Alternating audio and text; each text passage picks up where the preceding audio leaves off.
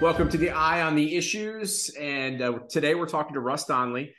He is a former Wyoming lawmaker, has played a big role in the charter school movement in the state of Wyoming. Russ, welcome to Eye on the Issues. Let's begin by talking about your history as a lawmaker. Can you give us a little of your background? Well, I served 16 years in the Wyoming House, served on many committees, chaired appropriations for a number of years. Uh, I left the House, which is a tradition, it used to be, after you were Speaker of the House. So I was Speaker, and then that was the end of my career in the legislature. So I've got to ask you, what was it like being Speaker compared to just a regular House member? Well, you know, there's, as you go, I was Majority Leader and Speaker Pro Tem, then Speaker. As you become a member of the senior leadership, then it's easier to get what you want to get done because you have more authority. So I guess that would be a major difference. Sure. So let me ask you this. Did you pay close attention to this latest legislative session? For Congress or for Wyoming? For Well, Wyoming, for Wyoming. Okay. The answer is yes. I pay pretty good attention. So let me ask you this then. There were a number of measures that did not come out of the speaker's desk. What was your take on that? I felt he was wrong. I felt he was wrong to hold him in his desk. There really is no reason for that if you know what you're doing as a legislator. So I felt he could have done a better job. So if you don't mind, let's take a left turn at Albuquerque if we can and head over to Washington, D.C. for a second. Considering your experience as a lawmaker, I've got to ask you, right now, of course, the debt ceiling issue is still an ongoing, it's not a done deal yet, even though supposedly an agreement's made, but it's got to be voted on. What's your take on what's happening in Washington, D.C. right now? Well, our president, I feel, is totally in error with what he's doing. I don't think any of it is a mistake. I think everything that's being done is purposeful. We in Wyoming live in a state like you in Texas. Oil and gas, coal, minerals are extremely important to us.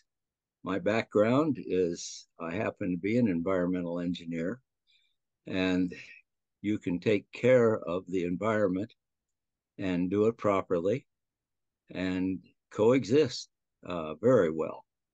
And I just feel that buying our oil and gas from places like south of the border or across the ocean is crazy with all of the fuels that we have. And if you are harmful to the energy industry, that's the basis of everything that happens in productivity. And so you're hurting the whole country, and that's what's going on. That's only a part of it. I could spend all the time complaining about this administration and how poorly they are governing this country. It's been a challenge in many ways, obviously, inflation certainly being one of them, and then moving on from almost energy independence, if you will, to where we are right now. But let's go back to your time as a Wyoming lawmaker. What are you most proud of accomplishing while you were a lawmaker? Oh, gracious. I haven't thought about that for a long time. There were a number of things. One of the things we did towards the end of the session, we got to be sister statehood with Taiwan. And so I kind of watch what goes on over in that part of the world. And those are good people living there and very energetic. And so that was a fun thing. They bought a tremendous amount of our winter wheat, and they would not work at all with us until we had sister statehood, because that's just their business. They want to have that relationship with the other country. So I partnered with the President of the Senate to get that accomplished. So Wow. Yeah. there's a Did you ever go number of visit? Did you go pardon? Let's drill down on this for a quick second, if you don't mind. Did you ever go to Taiwan and visit? Yeah, yeah, I've been there 2 times, both times with my wife. It's a fascinating country, and we should keep our commitments to them. They have bought a tremendous amount of very good war equipment, and we haven't delivered it. And there's no excuse for that. And again, I look at who's in office and say, you don't know what you're doing. So that was a national thing. I did a number of things locally. I am very invested. Well, our firm did a lot with the energy industry, and we did a number of things that was beneficial to that industry. We also, in water is a specialty of mine, and it's a very rare commodity in Wyoming comparatively, and we have to protect it and use it intelligently. And I did a bunch of work with that. So let me ask you this. Speaking of water, I obviously you probably heard recently some of what's going on with the Colorado River water and the 5 or so states that rely on that for much of their irrigation. What are your thoughts on what you've heard, or are you up to speed on that? Yes, the upper basin states are not involved in that. The lower basin states apparently have worked out a compromise, which is good. That's what they needed to do. But yeah, the Upper River Compact is critical for Wyoming. And let's touch base, if we can, about a little bit more about Taiwan. What's going through your mind right now, knowing what the Chinese have been doing around that island in terms of military intimidation? Well, we have a communist dictator, and of course, what they understand, the only thing they understand, is power. That's all they understand. And so what we need to do is make sure that they understand that we're committed to Taiwan. We've made agreements with them, and we should honor our agreements. And I think if we did that, that you would see them back off. And in respect to the military, and I gather you believe in peace through strength? Oh, yes. So looking at the U.S. can't. military for a second, sorry to cut you off. I'm just going to dive in there. That's all right. The number of ships that we have in the U.S. military, in the Navy now versus 10, 20 years ago, we're down to 200 and something. China obviously is increasing their naval fleet dramatically above 300 right now. What are your thoughts when you think about the United States military and any potential situation we might need to deal with when it comes to the aggressors of the world today? Well, we're behind now. Trump made some major changes, and they were successful. But you have to keep moving. You can't back down. And when we focus on things that are woke, we'll call them that, with our soldiers and sailors, Marines, etc. And it makes it very difficult to keep up with what we need to do with recruitment. We're way behind that way. So this is you look at the world right now, and it's a scary place. And I don't think it has to be if you're properly governed. But we don't. I think in Wyoming, we've done a much better job that way. So speaking of Wyoming, let's dive back into the educational establishment, if you will. Let's talk about the charter school movement and what motivated you to get involved with that. Kind of ties back to what we're talking about. In 2020, I was watching the marchers of these very young people, college people, really, good-looking people. And they're marching to tear down, burn down America and turn it into a socialist country. Well, where are they getting that? Well, they're getting that right out of their college education. And because of that, I looked at that and I said, they think that these failure formulas work, which they don't. They don't work. And what can I do about it?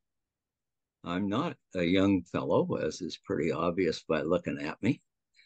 And I said, well, this guy can get up off the couch and he can go to Hillsdale College and get them to bring charter schools here. And I tried that. And Hillsdale said, you're on the right track, but we can't help you. And I asked the question, I said, why? And they said, well, your charter law only has one authorizer, and that's your local school boards. And they said they feel that we're in competition with them. And because of that, it's very, very difficult. And we have limited resources. We're a small college, and we have no federal funding of any kind. We're totally funded by donors and by our tuition, our fees, donors and fees. And so we can't come because we have limited resources. And they have about 50 K through 12 charter schools around the United States.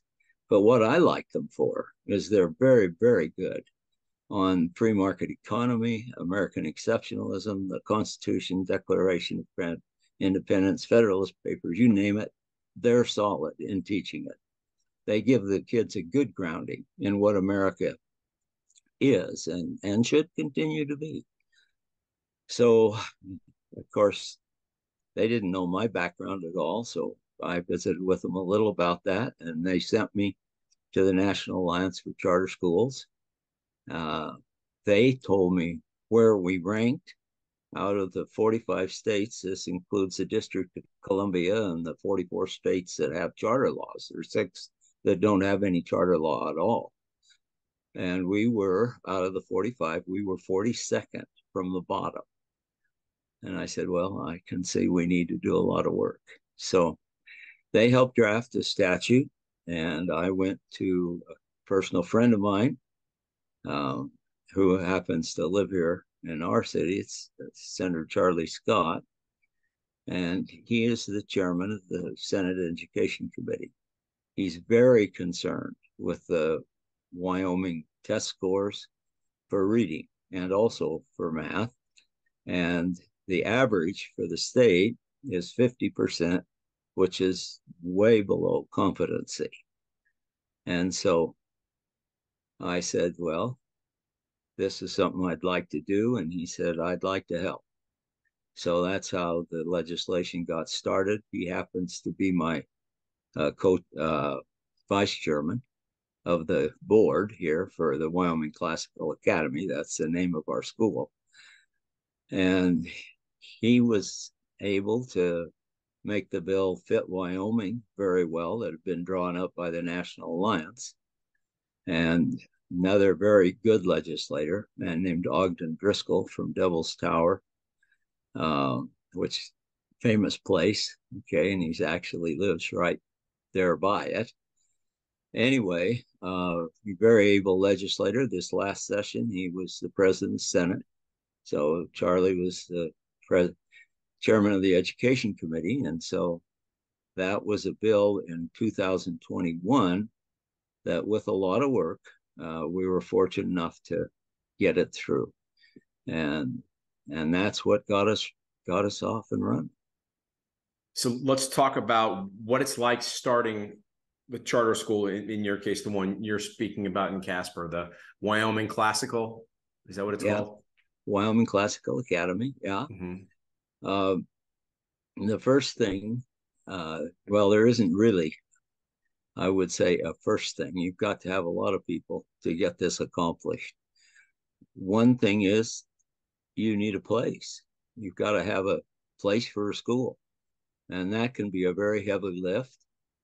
Senator Scott and I looked over the Natrona County, and the best place we saw for it was in the city of Mills, which is a suburb of Casper. Casper's one of our bigger cities in Wyoming. Mills is not a big city. I think now it's 4,700 people. Casper, for most people, wouldn't think of it as a very big city either, and it's really not. We're about 60, 70,000 people. So Mills had had two of their schools closed, and they were sitting there vacant. And the city of Mills had bought one of those schools from the district. And this is back in 2018 when they got that school. And that at that point in time, Mills was going the wrong direction population wise. And since that time, they've become aggressive, and they've got a lot of new subdivisions and a lot of young kids. So we said, well, that would be a logical place to start. But the school itself is for all of our county. And so we were able to make a deal with them. They have been very friendly with us. They want us, of course, because we give them a good school. And so there was a lot of work to be done on one of the schools that we chose. And it took a lot of work. We had to remodel it, but it's now in very, very good shape. In fact, you go inside of it and it looks like a new school. So we're very pleased with the way that worked out. That was a big lift. Another big lift was Hillsdale, even though now they're willing to come to Wyoming because we have this new law, and they worked with us. They really, really have pitched in and helped us. But their criteria to get one of their member schools, a Hillsdale member school, which is what we are, is that you have to jump a lot of hoops. And so we started working with them. And they had, they had 19 applicants in 2022 for charter schools, for new charter schools. They just don't have the staff to handle that. So they selected 6, and we were blessed. We were one of the 6. So we, of course, felt very good about that. The key to having a good charter school, one of the big keys, is you need a very good principal headmaster. So we interviewed several, and we found one right here in Casper, actually. He was the principal of the Casper Classical Academy. It had been a classical school. They'd had another junior high put on top of them by the school board. And it had been a real challenge for him because here he had one school where the parents and kids had bought into the classical type of education. The other kids from the other school, the other parents, had not.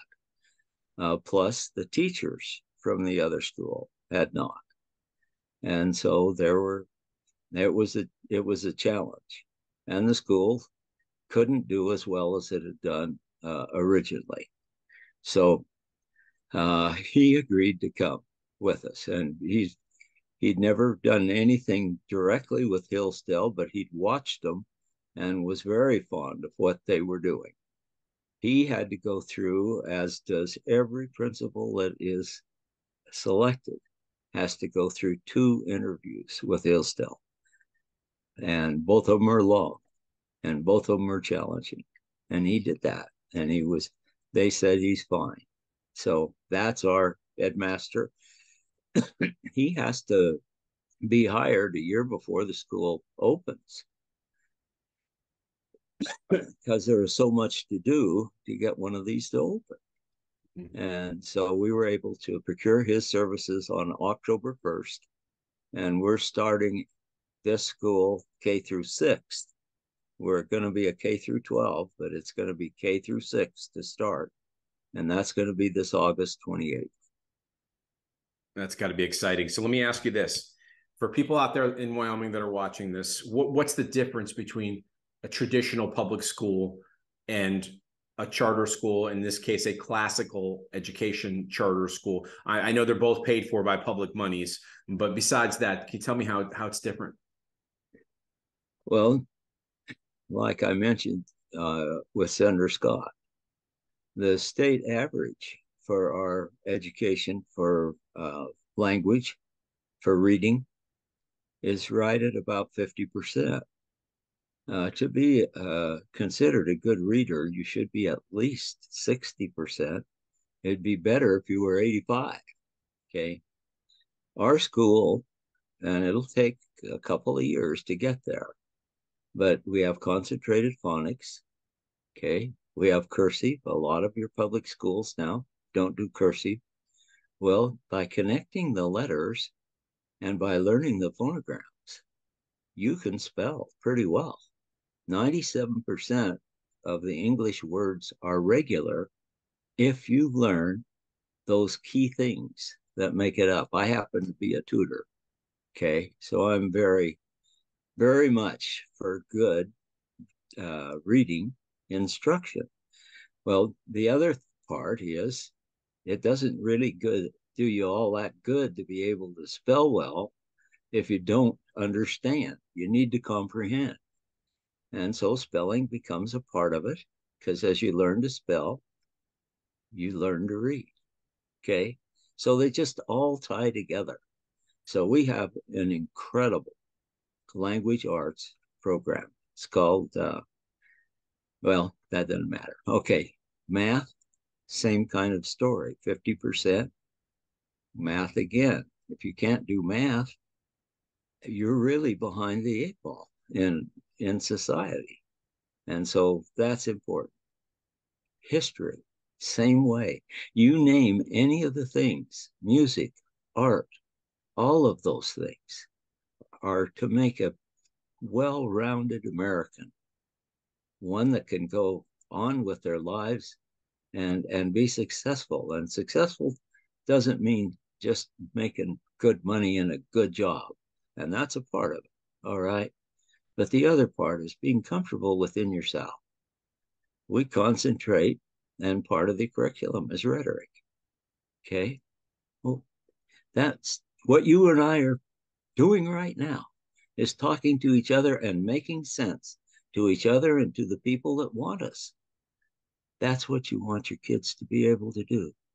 So you want them to have all that kind, the culture of the school, the things of virtue, kindness, courage, all of them, just tick them off. They're built right into the curriculum. We are a school that has uniforms. Well, you do uniforms with a curriculum that says, you don't bully, you use good language, you have respect for your teacher, your parent, your fellow students, you're kind to each other, etc., etc. And it becomes a part of the curriculum. You almost eliminate bullying. You eliminate all kinds of bad behavior. How do the kids like it? They love it. They just love it. Why? Because they found the wonder of education. So for those that want to find out more about this particular school, all they need to do is Google Wyoming Classical Academy, it sounds like. Is that correct? Yeah. Yeah. Just go online and enroll. We're doing enrollment right now, K through 6th. And we'll continue that enrollment up till October 1st. Why October 1st? Well, the state of Wyoming counts noses on October 1st. So you're going to get dollars per student. That's the way it's done in Wyoming, by who's enrolled on October 1st. So let me ask you this: hearing and hearing the reports and seeing stories, I'm sure, of what's going on around the country outside of Wyoming, in the educational establishment, what goes through your mind when you hear some of the directions that some of these schools and some of these principals and some of these school boards are going in, when you hear that they're not necessarily communicating effectively with parents as to what's going on with their kids? Well, the parents are the ones that are responsible for the kids, okay? Not the school. The school gets them for a while, okay? And their job is to educate them. But there's all kinds of things going on in the schools that just really are not focused on a good education. They're focused on other things. And that's not our job, okay? We had a law passed in this Wyoming legislative session that says that young boys that have decided they want to call themselves young women, our law says that whatever you're born as a boy or a girl, from 7th till 12th grade, you have to play on that sex of a team. Okay. So on girls' basketball teams, it's going to be girls. And that's our new statute that came through. Now, there were several other things that I call woke here, the press call them that just don't fit for Wyoming. We're, you know, I'm sure there's a few racists in Wyoming, but we're certainly not systemically racist. Hey, you come out here, there's you in Texas, the same thing. If you're in the oil patch, what do you care about? You care if the person that's beside you can do his job. That's what you care about, because that's a dangerous occupation and a well-paying one. Okay. And so we just don't have that yet. We have some, even in Wyoming, that say, oh, we have to teach racism. And why? Okay. So we don't, there are all kinds of things that we just don't get into, that some of the big city schools are getting into. But even with that, I have some criticism of our schools. I think with this curriculum that we have, that it's going to be copied by a lot of our public schools. And I think you're going to see a lot more of these Hilldale charter schools and other charter schools in Wyoming as this law moves forward. I really do. Well, I was in private practice in engineering most of my life. And if we'd have been the only engineering company, okay, we'd have been a lot bigger. We'd have had a lot more people. We wouldn't have been near as good a firm, et cetera, et cetera. Competition is good. It's what keeps goods and services at a reasonable rate and exceptional. It has to be good. Well, that's what we want to show by competing with our charter school, and then hopefully we'll be able to go on and see a lot more charter schools come into this state. So Russ, well, I could talk to you all day, obviously. Let me just cut this and let's go to one final question, and that is, I know you've been in Wyoming for the most part, except for Salt Lake City for a couple of weeks. What do you most like most about the state of Wyoming and living there? Well, I like freedom, okay? And that's really the kind of state that we live in. I like to hunt. I like to fish. Okay. I like to have my grandkids, my age, great grandkids, enjoy those same kind of things. So there's all kinds. I can talk to you about Wyoming. I'd be a great Chamber of Commerce person, because I just really believe that we do things right. I like our government.